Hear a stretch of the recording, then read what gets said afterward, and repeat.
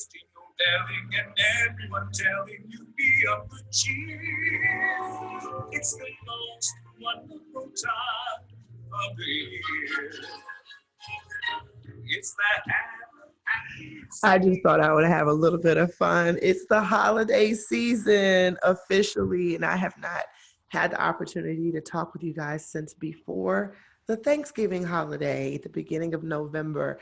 And I am so excited. This is my absolute favorite time of year. I have gotten a huge head start on decorations, and I'm so proud of myself because normally I'm behind a little bit, but I got an early start this year. So I have been just enjoying the season, and I'm so excited. And it's a little bittersweet too, because this episode that I am recording and sharing with you all today is the last episode of 2018. I have been with you guys for a whole year and have shared what I hope to be some very valuable content to you all in terms of, developing your HR strategy and understanding where your risks are, understanding how to go about creating a strategy that's going to be A, legally sound, and then B, also it's going to be scalable so that as you grow and hire new employees and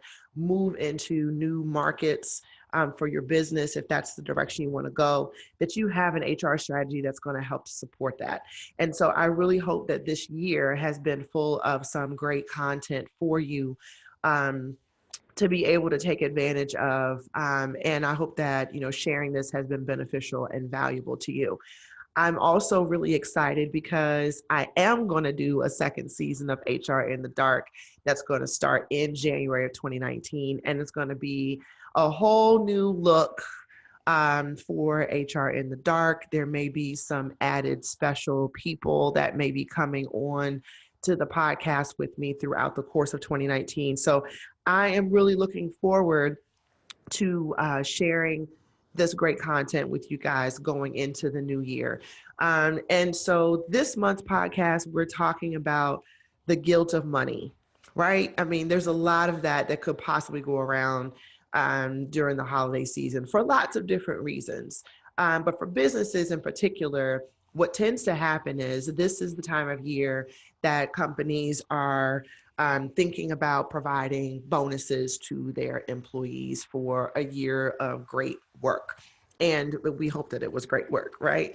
And so we are often found, especially, in my prior life as a corporate HR professional, we're often found with trying to determine how much money we're going to give to employees for bonuses and what is that actually going to be based on. And not only do we know what is it based on, but do the employees know what it's based on and how they can affect that bonus, going forward. So having or not having a strategy for being able to pay bonuses can end up having some really, really high costs and leaving employers feeling guilty because they are expected to give something potentially, but they're doing it and money is literally just flying out the window because it's not based on anything. We gave people bonuses that may not have deserved them, or equally as bad, we didn't give somebody a big enough bonus for having done a really, really good job for whatever that's based on. So this month's podcast is all about that. So what are bonuses for? Well, I mean, companies use them for a lot of different reasons. They could be a recruiting and retention tool, get people in the door because you can explain that you provide bonuses as part of your compensation structure. That sounds good to a lot of people. It could also be a retention bonus, so a retention tool rather. So having a bonus be available for employees that stay. They have to be, employed on the day of the bonus that's paid out, and you can have that be at the end of the year, which is probably the most common because of the holiday season. But you can have it also kind of be spread out throughout the course of the year. So that's part of a strategy that you could develop, that you don't just pay bonuses once a year, that you spread it out over the course of the year. So, and we'll talk about strategy in just a second. But that's one of the benefits. It shows good faith as an employer to your employees to say, you know, we recognize that you do a great job and that you go above and beyond. And I think that's really important because paychecks are for doing your job, right? Um, Paychecks are paid to employees for doing their job. Increases, which we talked about in last month's episode about performance management, when we give merit increases to individuals, it's because they either they've done something that's meritorious, right? So they've done something, they're either being promoted to a new position that would require them to, or would warrant them being paid more money.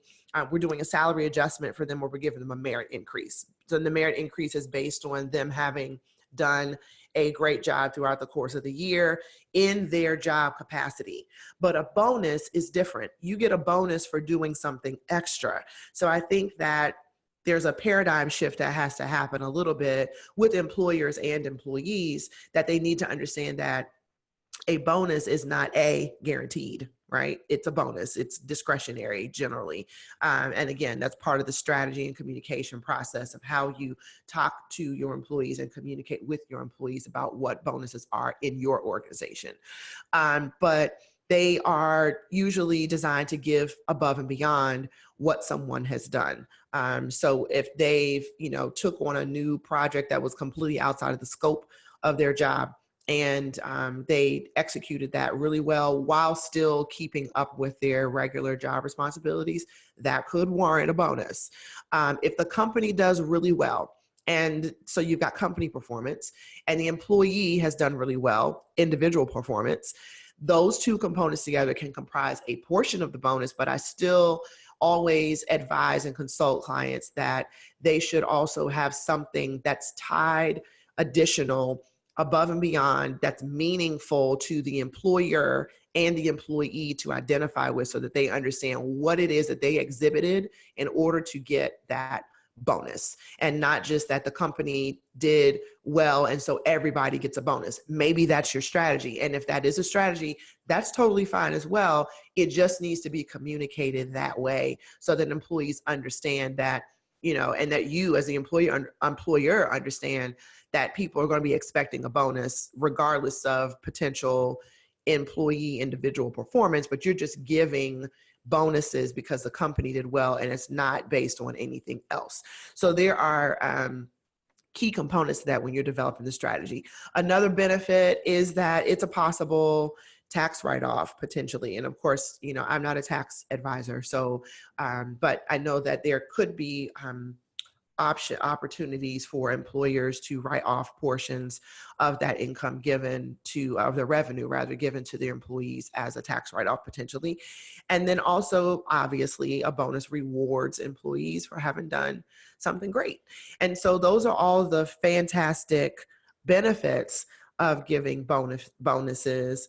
Again, they're not intended to be guaranteed unless that is part of your strategy for how you develop your bonus structure. So if that's your compensation structure, I think as I mentioned just a second ago, where bonuses are paid out if the company meets its numbers, we'll assume that the company meets its numbers because the employees have been doing what they're supposed to be doing.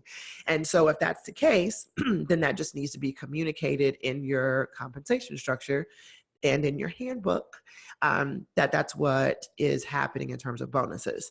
It's a word of caution that employers should understand that it becomes an expectation if it's something that happens all of the time. And even though you say it's discretionary and that it's not guaranteed, if you have given them for the last 15 years, then it's probably expected that on year 16, it's also going to happen unless something drastic has really happened during the course of that year 16 that would require you to not pay those bonuses. In situations where the bonus structure is going to be affected, I'll say negatively, nothing negative about a bonus at all, quite honestly, but if you're going to be paying out bonuses less than what you have historically been paying, I would highly recommend that you communicate that earlier than later. Bonuses that get paid that are less than what people are expecting, and I'm saying that in quotation marks because they should not be expecting it at all. But when that happens and you've historically had a threshold of paying everybody $1,000 bonus, and you've done it for the last 15 years, and that's a long time. The point to that is year 16, you're going to pay 500 to everybody. That needs to be communicated way early in advance so that people can prepare. Because again, while it shouldn't be expected, there's historical track record there that says that it is going to happen. And if it's not going to happen, we need to make sure we're communicating that out front as soon as possible so that people can prepare and understand. With that communication also needs to be some kind of explanation as to what has happened so that people know how to govern themselves. If there's things that need to happen and people are willing to step up to the plate to make that happen, so the company then makes their numbers for year 17 and they can get that $1,000 bonus back, communicate that so that they know how to govern themselves accordingly. We've kind of talked a little bit about this already, but what should a bonus be based upon? Company performance, that's obviously one. If the company is not doing well, then it's going to be kind of challenging to get your accountants to agree to have you pay out bonuses to people if the company didn't meet revenue numbers and revenue goals. Individual performance as well. That's probably pretty clear and obvious, right?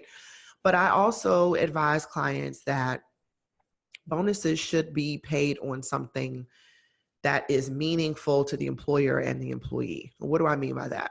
Does the company have a set of core values? Do they have a mission, vision, and value statement?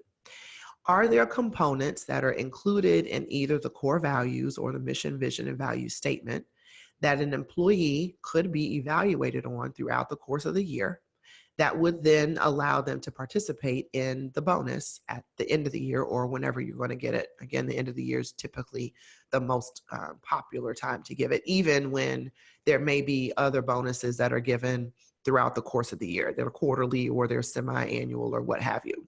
Again, it's part of developing the strategy that you want to have for that.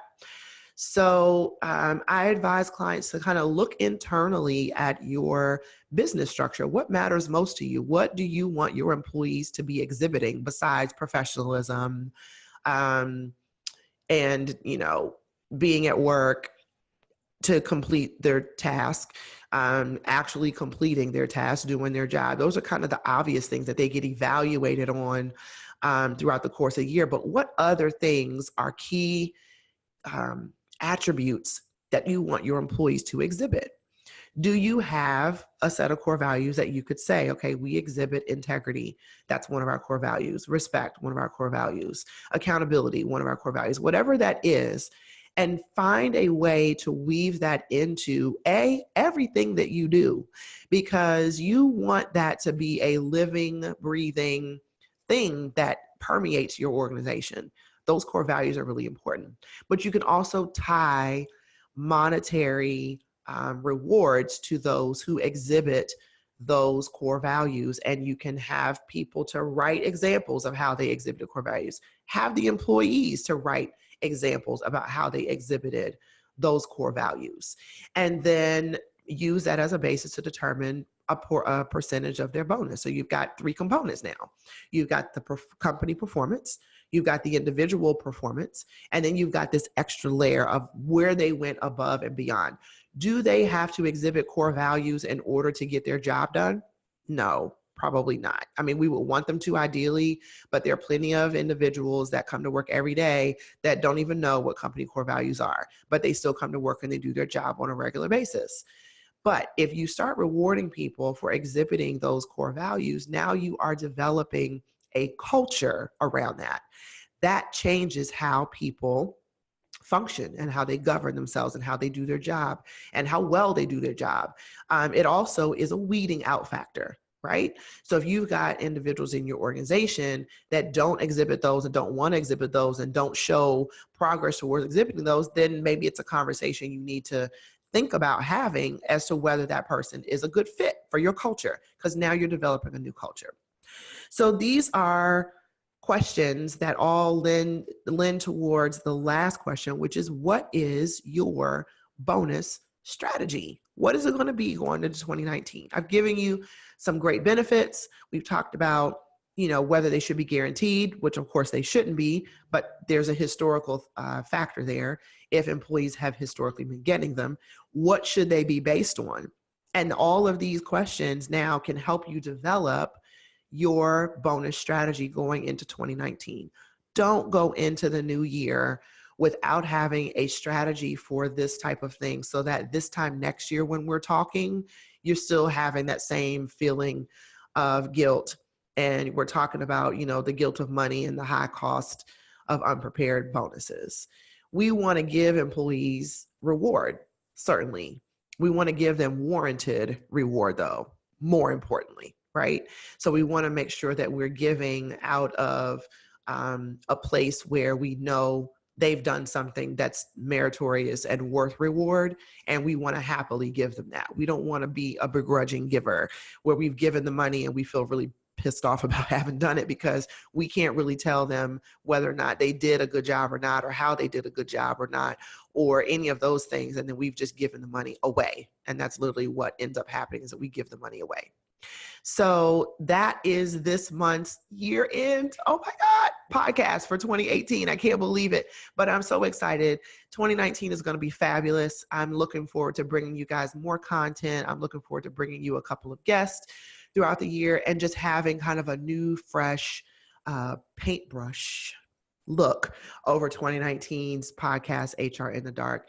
If you are coming to year end, and we're all going to get there whether we are ready or not, and you want to find a way to develop a strategy around bonuses, around performance management, around policies and how to implement those, anything we've talked about this year, you know where to find me. You can visit me on my website at www.hrpro4you.com. You can also follow me on social media. I'm on LinkedIn and Twitter. You can also check out my Facebook page, where I'm giving employees career advice about how to operate within an organization. And then certainly reach out and subscribe to the podcast if you haven't subscribed already at www.hrpro4you.com/podcast. And I'm looking forward to bringing you some more valuable information. There's one other piece I want to share with you in terms of bonuses. Legal trouble. Can you get into legal trouble with bonuses? It's a little challenging for someone to prove that. However, if they can prove that there are discriminatory pay practices in how bonuses are being given, you could potentially have some legal trouble there. Another really important reason to have a strategy in place for how you are going to develop, provide, communicate, and give bonuses to your employees. That's all I've got. I certainly wish you guys a wonderful holiday season, and I look forward to seeing you the first Wednesday in January 2019 for the new season 2 of HR in the Dark, where we expose the dark side of HR, get out of that closet, get out of the dark, come into the light, where I can help you develop these strategies and get yourself in place to be ready to grow and scale your business and have a legal HR foundation to be able to do so. Have a good holiday season. See you next year. Bye.